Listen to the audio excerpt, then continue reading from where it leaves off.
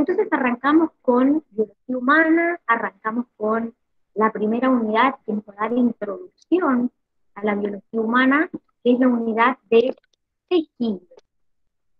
Primero, lo que nosotros vamos a ver son algunas características que encontramos en el Homo sapiens.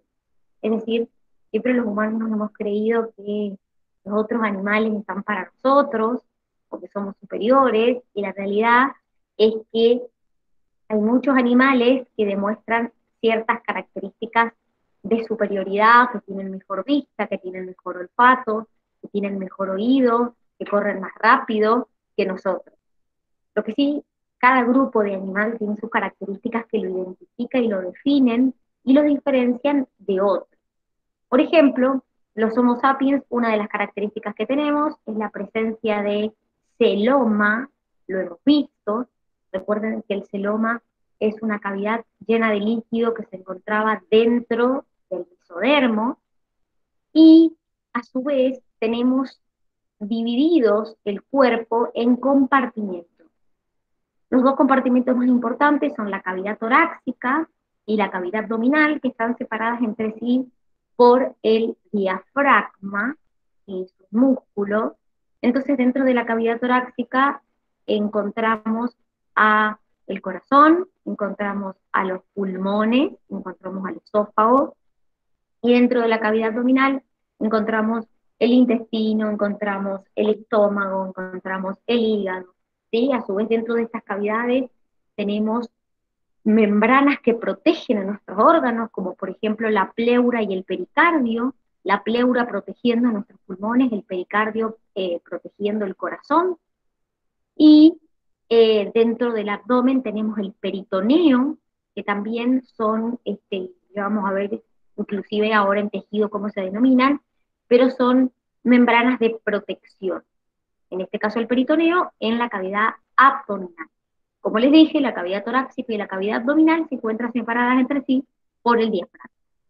Otra característica de los Homo sapiens es que somos termorreguladores, es decir, tenemos la capacidad de mantener la temperatura constante independientemente de la temperatura atmosférica que haya. ¿Sí? No es que tratamos de igualarla al medio, sino que nuestra temperatura siempre es constante. Tenemos pelos que nos permiten o contribuyen a esa termorregulación también.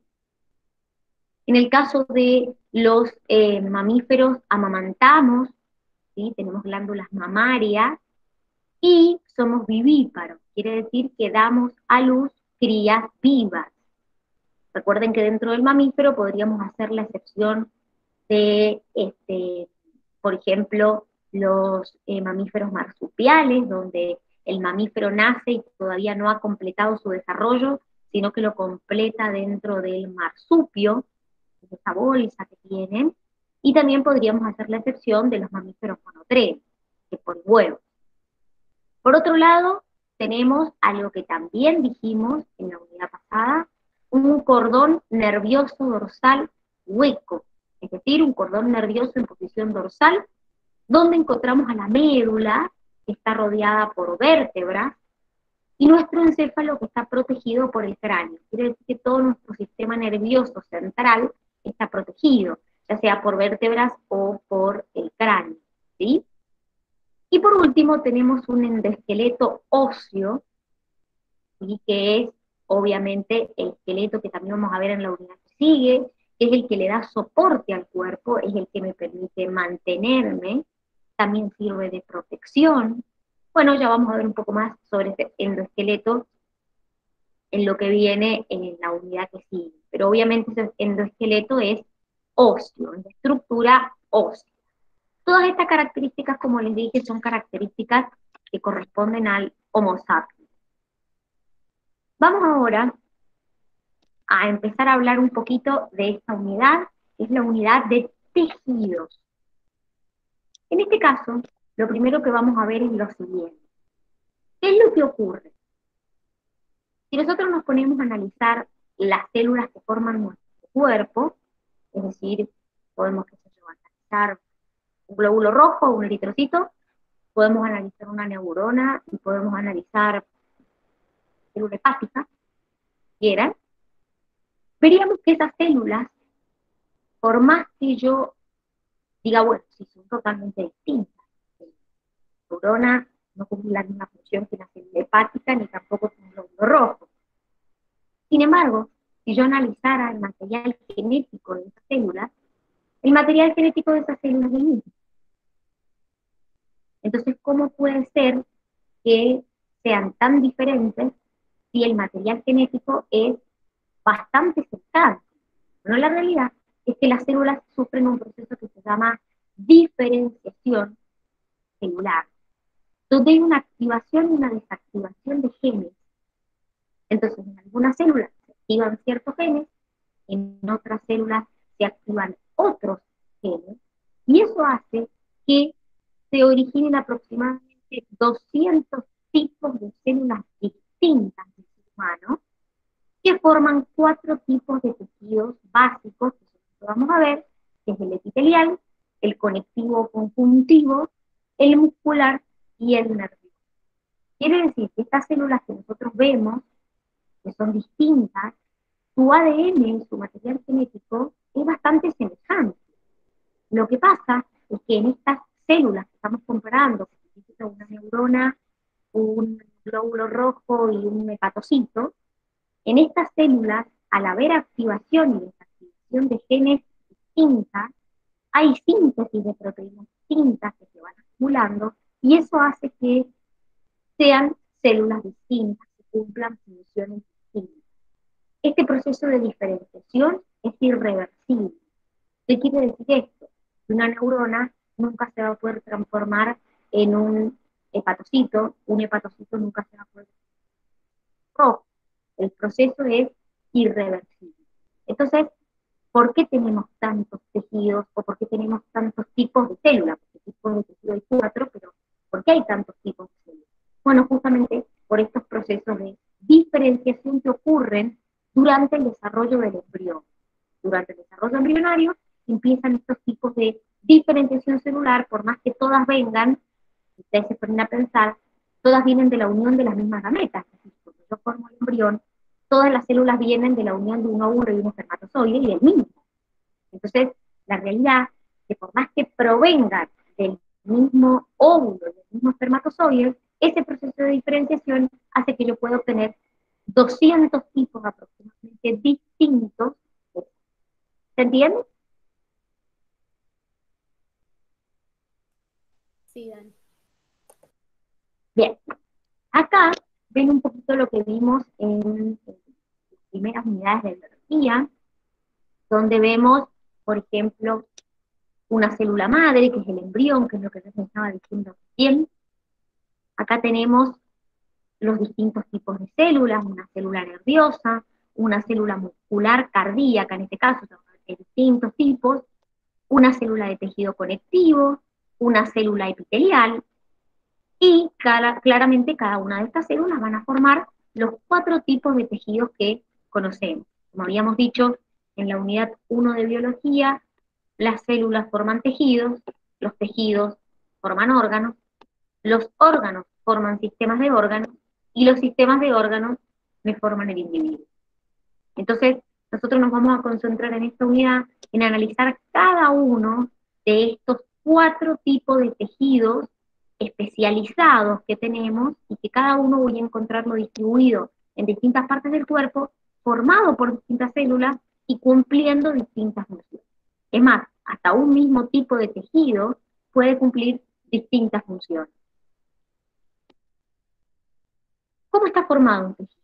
¿Un tejido son solo células? No. Fíjense que yo necesito algo que me pegue, algo que me una. Entonces, eso que, esperen que compañera, eso que me une, que me pega, es lo que se llama la matriz extracelular. ¿Qué quiere decir esto? Son todos los materiales que se encuentran ubicados fuera de las células. Esa matriz extracelular tiene la particularidad, ahora vamos a ver cómo está formada, pero esa matriz extracelular eh, es secretada en su mayor parte y producida por las mismas células que están formando el tejido, y además de eso también puede captar sustancias que vengan de la sangre, como por ejemplo iones, como por ejemplo hormonas, como por ejemplo agua. Y una particularidad de la matriz es que en algunos tejidos es muy abundante, en algunos tejidos es muy escasa, en algunos tejidos es líquida, en algunos tejidos es sólida, en algunos tejidos es cartilaginosa. Es decir, esta matriz, que es todo lo que rodea a las células por fuera, va cambiando de un tejido a otro. Como les dije, no solamente su cantidad, sino también su composición y su consistencia. Entonces, eso hace que también existan distintas formas de matriz. Pero ¿cómo está formada la matriz? Bueno, la matriz está formada por dos componentes principales, que son la proteína fibrosa o las proteínas fibrosas, porque no hay un solo tipo, y lo que llamamos la sustancia fundamental. La proteína fibrosa o las proteínas fibrosas principalmente son dos, que es el colágeno y la elastina, ¿sí? El colágeno lo que hace es darle a esta matriz resistencia al tejido, darle resistencia, y la elastina justamente lo que le da a los tejidos es elasticidad, por eso insisten tanto las publicidades de cremas en el tema del colágeno, de las cremas con colágeno, para el pelo, para la piel, bueno, justamente porque el colágeno lo que da es resistencia a ese tejido en particular. Pero también tenemos otro componente que es la sustancia fundamental. La sustancia fundamental va a tener principalmente dos componentes, que son las glucoproteínas y los proteoglucanos. Ambos están formados por carbohidratos unidos con proteínas que forman complejos, y básicamente la diferencia entre ellos está en el contenido de hidratos de carbono que tienen. Es decir, las glucoproteínas tienen menor contenido de hidratos de carbono y los proteoglucanos tienen mayor contenido de hidratos de carbono. Pero básicamente es la unión de hidratos de carbono con proteínas, con estructuras proteicas que forman complejos. Entonces, ¿para qué sirve esta glucoproteína o este proteoglucano? Bueno, la glucoproteína lo que hace es darle unidad a mi tejido y le mantiene o le permite mantener la estructura. Por ejemplo, dentro de las glucoproteínas encontramos la fibronectina y la laminina. Mientras que dentro del proteoglucano, les comento que el proteoglucano son sustancias sulfatadas, con alto contenido de sulfato. Entonces esto hace que tengan una carga negativa que le permite ser higroscópica. Algo higroscópico es algo que absorbe agua. Entonces los proteoglucanos lo que hacen es permitirle al tejido mantenerse hidratado. Le da hidratación, le da turgencia, y además esos proteoglucanos lo que hacen es permitir el intercambio de sustancias. Entonces, la matriz, como su nombre lo dice, extracelular, va a estar formada por estos dos componentes, proteínas fibrosas y sustancias fundamentales. Como les dije, de un tejido a otro va a variar esta matriz. De hecho, ya lo vamos a ir viendo. En algunos tejidos les voy a decir, chicos, acá en este tejido la matriz es abundante, o en otros les voy a decir, no, chicos, en estos tejidos es escasa, o les voy a decir es líquida, o les voy a decir tiene alguna sustancia que le da dureza, o es gelatinosa. Entonces vamos a ir viendo que la composición de la matriz va a ir cambiando, pero estos componentes dentro de todo se mantienen, y lo que cambia por ahí es la cantidad. Pero tanto la sustancia fundamental como la proteína fibrosa son componentes de la matriz que puede ir variando su cantidad. Entonces puede haber tejidos que tienen más proteína fibrosa o menos, pero todas van a estar formadas por estos dos componentes, proteína fibrosa y sustancia fundamental. ¿Alguna duda hasta acá? ¿No? No. Bien. Vamos entonces a seguir avanzando. Espérenme un poquito. Estamos. Bien.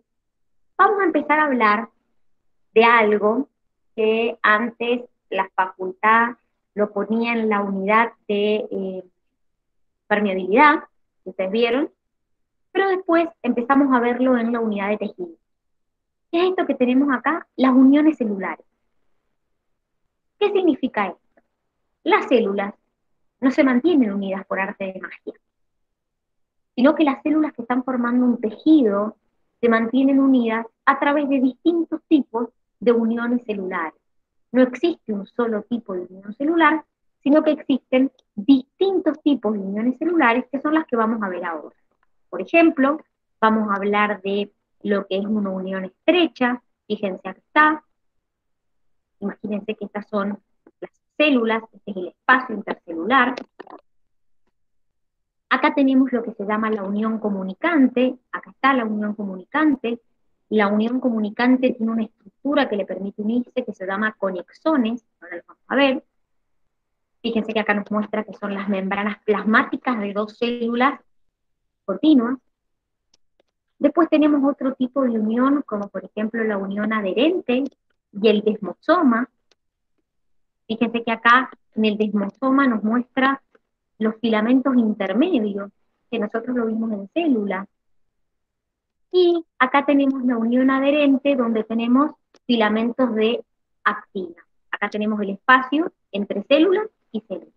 Y de hecho, acá nos muestran un poquito a dónde están presentes, a dónde las encuentro. Acá falta una más, que es el hemidesmosoma, que el hemidesmosoma lo que hace no es unir célula con célula, sino que el hemidesmosoma, igual ahora lo vamos a ver, es unir célula a la matriz extracelular. Esa es la función. Entonces, esto que ustedes tienen acá es la ubicación más o menos de la célula, o mejor dicho, de las uniones celulares, porque no es que estas uniones se encuentran en cualquier lado, sino que aparecen en partes de la célula distintas, algunas más bien en la cara lateral, otra más bien la parte apical, otra más bien la cara basal, otras unen células entre sí, otras unen célula a la matriz. Entonces, vamos a ver un poquito más en detalle estas uniones celulares. Mira, acá vamos a empezar a hablar de tres tipos de uniones en clasificación, ¿sí? Porque la realidad es que hay más, ustedes ven estas y las ven clasificadas de esta manera. Fíjense que acá lo que vamos a ver es lo siguiente. Tres tipos de uniones. Vamos a ver la unión comunicante, que también recibe el nombre de en hendidura, nexus o gap, se la puede encontrar con todos esos nombres en la unión, tienen que saberse todos los nombres, ¿sí? No es que nosotros tengamos ganas de echarles, es que la PAPU lo pregunta así, y en este caso, esta unión comunicante, como hendidura, nexus o gap, está formado por una proteína que se llama conexina. Esas conexinas, ¿sí?, que nosotros estamos viendo, forman lo que se llaman canales proteicos, que se les denomina conexones. ¿Qué son estos canales? Ustedes ven acá.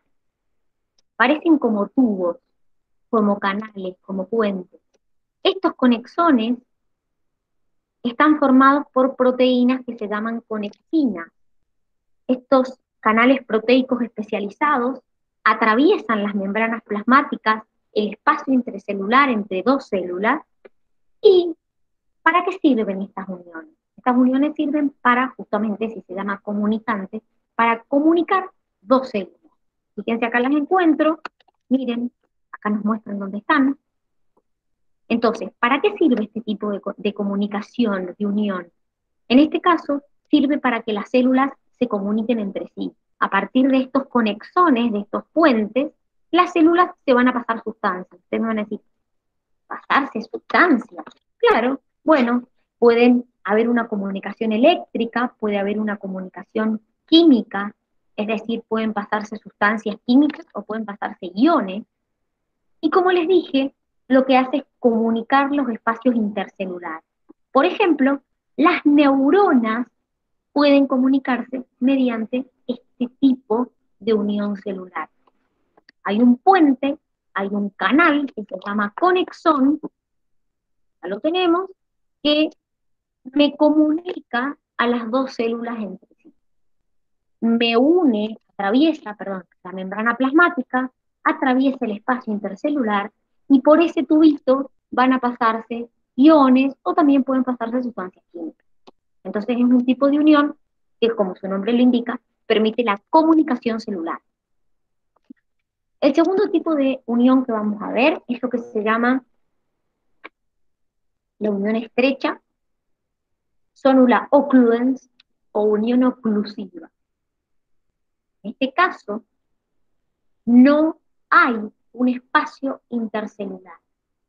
¿Por qué? Porque en el punto a donde está la unión desaparece el espacio intercelular, porque hay un cierre hermético del tejido que hace que se evite la entrada o la salida de sustancias.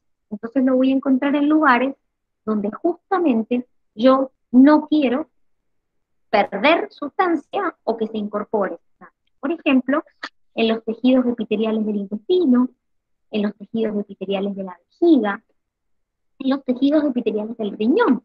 Imagínense que si en el tejido epitelial de la vejiga o en el riñón o en el intestino hubiera pérdida, el contenido de la vejiga o intestinal se perdería. Entonces yo necesito una unión que sea una unión hermética, que sea un cierre hermético, que no me deje huecos para que no se pierda el contenido. Entonces, estas uniones estrechas las voy a encontrar en lugares donde justamente necesito un cierre hermético. Se encuentra en la cara lateral de las células, puntualmente, estando en la unión estrecha, la encuentro en la cara lateral, puntualmente en la zona apical, y como les dije, no deja espacio intercelular. Fíjense que donde está la unión, en ese punto no hay un espacio intercelular. Y esto se da porque hay una fusión de proteínas de la membrana, como por ejemplo la claudina y la ocludina. Estas proteínas se fusionan entre sí y hacen que en ese punto se produzca un cierre hermético. Entonces no me permite ni la entrada ni la salida de sustancias. Tercer tipo de unión, las uniones de anclaje. Acá voy a tener tres tipos, ¿sí? Voy a tener desmosoma o mácula adherens, unión adherente o sonula adherens, y el hemidesmosoma. Estos tres tipos los voy a encontrar dentro de lo que llamamos la unión de anclaje. Entonces, ¿qué es lo que voy a empezar a ver? Primero, voy a empezar a ver la función. En general, la función de estas uniones es resistencia mecánica. Entonces lo voy a encontrar en lugares donde yo necesite que ese tejido tenga una resistencia. Entonces me otorgan resistencia mecánica y me mantiene unida a las caras laterales de la célula. Por otro lado, ¿dónde lo voy a encontrar? Y, por ejemplo, en tejidos que están sometidos a tensión, como puede ser el músculo o como puede ser la epidermis, esa capa más externa de mi piel. Pero estas tres uniones no son totalmente idénticas. O sea, la función que cumplen sí, pero no son totalmente idénticas. ¿Por qué? Porque están asociados a estructuras distintas. Por ejemplo, el desmosoma y el hemidesmosoma están asociados a filamentos intermedios. ¿Ustedes se acuerdan cuando vimos células? Nosotros vimos los filamentos intermedios. Mientras que este, que es la unión adherente, está asociada con filamentos de actina, no con filamentos intermedios. Es decir, se asocian con filamentos de lo que forma parte, perdón, del citoesqueleto. Acuérdense que nosotros, cuando estuvimos viendo célula, acá en la unidad número 2, estuvimos hablando un poquito de los filamentos de actina, los microfilamentos, los filamentos intermedios. Entonces, este tipo de unión va a estar asociada, caso del desmosoma y el epidesmosoma, a los filamentos. En el caso de los filamentos de la unión adherente, a los filamentos de actina. Acá les vuelvo a mostrar un poquito la unión adherente, y acá tenemos el desmosoma. Les hago una aclaración. Como les dije, la unión adherente está en la zona apical de la célula y está por debajo, adyacente a las uniones estrechas. Es decir, estas uniones adherentes son, fíjense que acá están, son adyacentes a estas que están acá, que son las uniones estrechas. ¿Sí? Entonces, en este caso, están asociados a filamentos de actina y, como dijimos, la función es la resistencia. Después tenemos el desmosoma, que es el que tenemos acá, que está unido o asociado a filamentos intermedios, que son los que ven acá, y se encuentran en la zona media de las caras laterales. No están en la zona apical como estos, sino que están en la zona media de las caras laterales. Y, por ejemplo, obviamente su función es la misma, es soportar tensión, pero fíjense que tanto esta como esta me están uniendo células contiguas, es decir, célula con célula. Ahora, si yo hablo del hemidesmosoma, que es el último que tenemos acá, no me va a unir célula con célula, sino que me va a unir la célula a la matriz extracelular. Entonces las voy a encontrar en la zona basal de la célula, porque lo voy a unir, como les dije, la célula a la matriz. Entonces, en este caso, los hemidesmosomas también están asociados con filamentos intermedios. Acá les voy a mostrar, por ejemplo, acá ven las uniones comunicantes, miren, ahí se ven las membranas, y ahí se ve la unión comunicante, no sé si la alcanzan a ver. Fíjense, acá vemos la unión estrecha, fíjense que hay un cierre completo entre las células. Acá tenemos las uniones de anclaje, los tres tipos que vimos. Miren, acá tenemos, por ejemplo, el desmosoma, acá tenemos el hemidesmosoma, acá tenemos la zónula occludens y acá tenemos la zónula adherens. Entonces, acá vemos las uniones de anclaje, que son este tipo de uniones que vimos acá. Entonces, las clasificamos en tres grupos, pero dentro del tercer grupo, que es la unión de anclaje, a su vez encontramos tres tipos de unión: desmosoma, unión adherente, hemidesmosoma.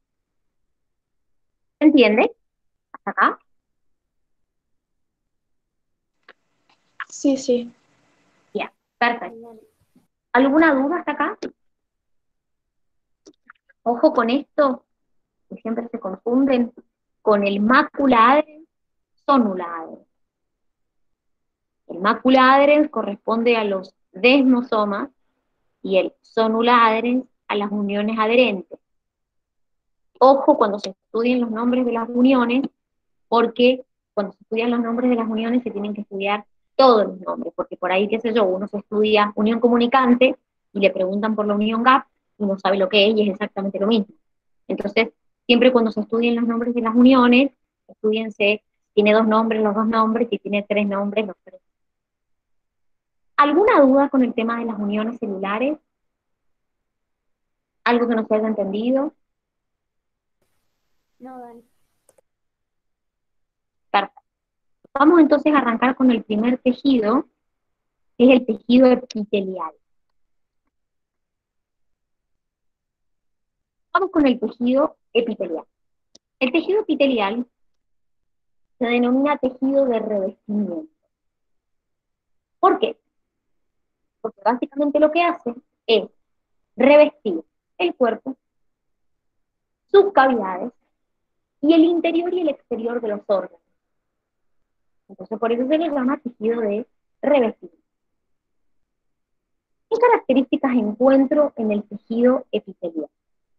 Siempre cuando ustedes estudian los tejidos, van a ver que hay como características generales. Lo mismo va a pasar cuando, qué sé yo, veamos mañana el tejido conectivo. Vamos a ver características generales de ese tejido. Por ejemplo, la primera característica que vemos, yo les conté que en cada tejido la matriz extracelular puede ir cambiando. En este caso, en este tejido que es en el epitelial, la matriz extracelular es una matriz escasa. Es decir, que los tejidos epiteliales tienen poca matriz extracelular, ¿sí? Y a su vez, esa matriz tiene poca cantidad de fibra. Entonces tiene más sustancia fundamental que fibra. Otra característica importante de los tejidos epiteliales es que no poseen vasos sanguíneos. ¿Qué quiere decir esto? Que es avascular. Los tejidos epiteliales no tienen vasos sanguíneos. Entonces ustedes me van a decir, pero si no tiene vasos sanguíneos, ¿cómo le llegan los nutrientes a esa célula? Bueno, se nutren a través del tejido conectivo que tienen, el tejido conectivo sí está irrigado, sí tiene vasos sanguíneos, entonces, a partir del tejido conectivo subyacente, reciben la nutrición. Porque el tejido conectivo subyacente al tejido epitelial sí está irrigado, es decir, sí posee vasos sanguíneos. ¿Qué características tenemos? Se regeneran muy rápido. En este caso, en este tipo de tejidos, vemos una rápida regeneración. Su ciclo celular es muy corto, entonces rápidamente tenemos una regeneración. Otra característica es lo que llamamos cohesión. Las células que forman los tejidos epiteliales tienen distintos tipos de uniones. Tengo uniones estrechas en la parte apical, debajo de las uniones estrechas tengo uniones intermedias, tengo en las caras laterales desmosomas, y también tengo uniones nexus, gap o comunicantes. Debajo de los tejidos epiteliales, yo encuentro, les voy a mostrar la imagen, pero me voy a volver enseguida para atrás, encuentro lo que se llama una lámina basal. Esto que tienen acá ustedes es un tejido epitelial. Esto que tienen debajo es la lámina basal y esto es el tejido conectivo. Yo les dije recién, chicos, esto no tiene vasos sanguíneos, sino que recibe la nutrición del tejido conectivo que sí está irrigado. Bueno, acá para que vean, debajo del tejido epitelial hay una lámina basal y debajo de esa lámina basal tengo el tejido conectivo. ¿Y para qué sirve esta lámina basal que tengo acá? Lo que hace esa lámina basal es anclar el tejido epitelial al tejido conectivo, fijar el tejido epitelial al tejido conectivo. Esa lámina basal tiene de 50 a 80 nanómetros, no está formado por células, sino que está formado por proteoglucanos, por glucoproteína, por colágeno.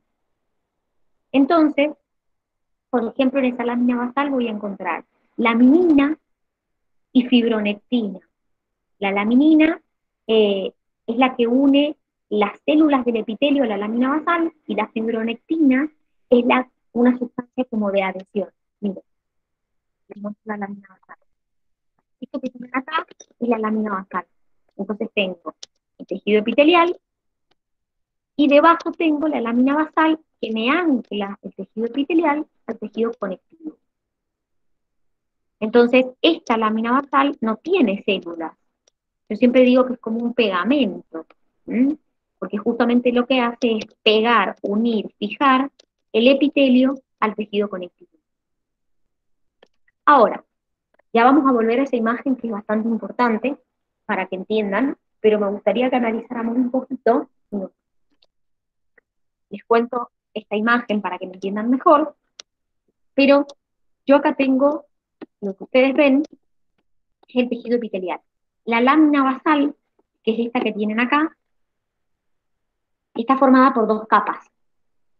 A esto se le denomina membrana basal y tengo una lámina basal y una lámina reticular. La lámina basal es secretada por las células epiteliales y la lámina reticular es secretada por el tejido conectivo. Entonces, la lámina basal está formada por laminina y colágeno, que es esta capa que tienen acá. Y la lámina reticular, que es esta capa que tienen acá, es sintetizada por el tejido conectivo y principalmente contiene fibroblastos. Entonces, las dos capas de la membrana basal es la lámina basal y la lámina reticular. Siempre debajo del tejido epitelial hay una membrana basal y debajo un tejido conectivo. Siempre. Entonces, volvemos al tejido epitelial, que es lo que estamos viendo. Si ustedes vieran un corte de la piel, que de hecho tienen una imagen ahí en el cuadernillo, la piel tiene una epidermis, que es tejido epitelial, y debajo tengo la dermis, que es tejido conectivo. Entonces, la epidermis es tejido epitelial, que es la capa más externa de mi piel, y la dermis es tejido conectivo, que está por debajo. Entonces, ya les digo en qué página, no sé si alguno tiene el cuadernillo abierto, Tienen una imagen ahí de la piel en el En la cuaderno. 8, Dan. Bien, en la página 8 tienen una imagen de la piel donde se ve esto que yo les estoy diciendo. Esto de que la capa más externa de la piel se llama epidermis y debajo tenemos una capa de tejido conectivo que es la dermis. ¿Y qué hay debajo? ¿Qué hay debajo de eso? Fíjense la imagen que les estoy diciendo. La Entonces, grasa. La grasa. muy bien, es decir, debajo tengo una grasa subcutánea. Lo que se va regenerando, chicos, es la epidermis. Yo tengo muchas capas en la epidermis de células y para que se den una idea, a medida que, ¿vieron cuando uno hace así en la piel y ve como pedacitos blancos? Esos son células muertas, porque en la epidermis, cuanto más externo me voy, las células más muertas están. Entonces esas son las células que se regeneran. ¿Mm? Entonces, ese corte que ustedes tienen ahí en la página 8, la capa más externa del epidermis tiene células muertas que son las que van eliminándose y van siendo reemplazadas por otras células. ¿Sí? En la base del epidermis, en la base, encuentro células que se llaman melanocitos, que son células que producen melanina, que son las que le dan qué cosa a la piel. ¿Qué le da la melanina a la piel? Igual que al El pelo. color. Muy bien, exactamente. En la base de la epidermis encuentro los melanocitos, que son células que producen melanina y que lo que hacen es darle color a la piel. En la dermis ya yo no tengo tejido epitelial, ya tengo tejido conectivo. Como les dije, principalmente tejido conectivo, tengo terminaciones nerviosas, tengo vasos sanguíneos, tengo músculo liso, todo esto es la dermis, de lo que les estoy hablando, ¿sí? Y en el caso de debajo de la dermis, tengo eso que ustedes me dijeron, que es el tejido adiposo, que es esa grasa subcutánea, que obviamente es un tejido que sirve de aislante. Entonces está por debajo, a su vez, de la dermis. La piel es el órgano más grande del cuerpo. Entonces, nuestra epidermis, el tejido epitelial, es la primera barrera que nosotros tenemos de protección contra los microorganismos, contra las radiaciones ultravioletas, contra la pérdida de agua, contra eh, sustancias químicas, nos permite regular la temperatura, permite mantener el medio interno constante. Hay una función sensorial, porque como yo les dije ahí, en la parte de la dermis tenemos receptores sensoriales. Entonces, lo que tienen en esa imagen de la página 8 es como un corte de lo que vendría a ser nuestra piel. Vamos a concentrarnos, como les dije, en el tejido epitelial.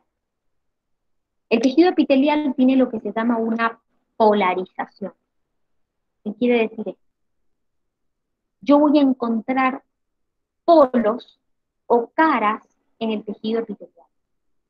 Entonces voy a encontrar un polo apical o luminal, que es lo que da, o la cara del tejido epitelial que da al exterior o a una cavidad, una superficie lateral, que es la que va a estar dando a una célula vecina, y un polo basal, que es la que se va a empollar en contacto con la lámina basal, es decir, esta sería la cara basal, esta sería la cara apical, y esta sería la cara lateral de mi célula. Eso es lo que se llama la polarización. ¿Por qué me importa esto? Porque en los distintos tejidos que nosotros vamos a ver, vamos a encontrar distintas estructuras. ¿Están en todos los tejidos? No. ¿Sí? Por ejemplo, yo en la cara luminal o apical, que es la cara, como les dije, que da a la superficie exterior del cuerpo o que también da a una cavidad, encuentro o puedo llegar a encontrar especializaciones como pueden ser microvellosidades, esterocilios o cilios y flagelos. ¿Los tienen todas? No, claramente no. Unas los pueden tener, otras no. Por ejemplo, las microvellosidades son expansiones citoplasmáticas cilíndricas que me aumentan la superficie de absorción. ¿Dónde las voy a tener? Por ejemplo, a las microvellosidades. En el intestino. Muy bien, porque en ese caso están incrementando la capacidad absortiva. No es que todas mis células epiteliales van a tener microvellosidades, pueden tenerlas como no. También puedo encontrar esterocilios, que son como microvellosidades más largas, son inmóviles y está relacionada con la absorción y con el transporte de líquidos. Ya van a ver cuando veamos enseguida los distintos tipos de tejido, van a ver que les vamos a aclarar tejido con esterocidio, tejido con microvelocidad. No es que todos los tienen, pero lo pueden llegar a tener. Lo mismo que cilios y flagelos, en este caso están relacionadas con la motilidad, no con la absorción, sino con la motilidad. Todas estas estructuras yo las puedo encontrar en la cara luminal o apical del tejido epitelial. Después, en las caras laterales, que son las que van a estar hacia otra célula vecina, es decir, estas caras laterales, voy a encontrar uniones intercelulares. Por ejemplo, uniones estrechas, uniones comunicantes, uniones de anclaje, obviamente dependiendo de a dónde esté. Y por último, en la cara basal, esta que tenemos acá, que es esta que tenemos acá, que es la que da a la lámina basal, voy a encontrar dos cosas. Por un lado, hemidesmosomas. Ahí está lo que yo les estaba diciendo, que son tipos de desmosomas que unen la célula a la lámina basal. Es decir, los encontraría acá. Unen la célula a la lámina basal. También puedo encontrar invaginaciones, que son pliegues de la membrana que se encuentran en esta cara de la célula. Entonces, dependiendo de la cara, esto se le llama polarización, en cada cara de la célula epitelial o del tejido epitelial yo puedo encontrar estructuras distintas, en cada cara puedo o no encontrar estas estructuras.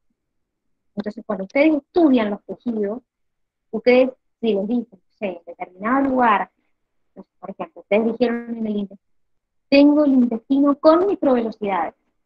Bueno, ¿por qué están ahí? Ya me dijeron ustedes, me aumenta la superficie de absorción. Perfecto. Van a ver que hay otros lugares que son epitelios ciliados, que tienen cilios. Entonces, obviamente, esos cilios van a estar también en esta cara, que es la cara apical o lunar. Entonces, volvemos a lo que vendría a ser un corte de cualquier tejido epitelial. El tejido epitelial por debajo tiene una membrana basal y por debajo tenemos el tejido conectivo. Fíjense que acá encuentro vasos sanguíneos, es decir, que está irrigado, y fíjense que acá no. Fíjense que en este caso, en el epitelio, no encuentro vasos sanguíneos, porque ya dijimos que era avascular. Entonces, ¿cómo van a llegar los nutrientes a estas células que tengo acá? Y porque los vasos sanguíneos que lleguen hasta este tejido, por difusión, esos nutrientes y el oxígeno, obviamente, van a pasar hacia el tejido epitelial. Entonces, tejido epitelial sin vasos sanguíneos, tejido conectivo con vasos sanguíneos. Fíjense que acá en el tejido conectivo también encuentro nervios. ¿Lo ven? Y fíjense que esos nervios, es decir, está inervado, llegan hasta la parte baja del tejido epitelial. Es decir, la parte más superficial del tejido epitelial no está inervada. Fíjense que esos nervios llegan hasta la parte más baja o hasta la parte más profunda del tejido epitelial. Entonces, por eso muchas veces cuando yo me pincho, ¿vieron cuando, no sé si alguna vez lo han hecho, pasarse una aguja por la parte más superficial de la piel, que sería esta parte, y uno no siente el dolor? Claro, porque todavía esa parte no presenta nervios. Ahora, si yo llego a pincharme con una aguja acá, y ahí sí voy a sentir dolor, porque esta parte sí está inervada. Lo mismo que obviamente el tejido conectivo también está inervado. ¿Se entiende, chicos, hasta acá? ¿o no? Sí. Sí, Dani. Bien, vamos a ver las funciones y ya mañana arrancamos desde la clasificación. Como yo les dije, un mismo tejido puede cumplir distintas funciones, porque dependiendo de dónde se encuentre, puede cumplir distintas funciones. Por ejemplo, protección, lo dijimos recién, la epidermis es nuestra principal barrera contra microorganismos, contra la deshidratación, contra el daño mecánico.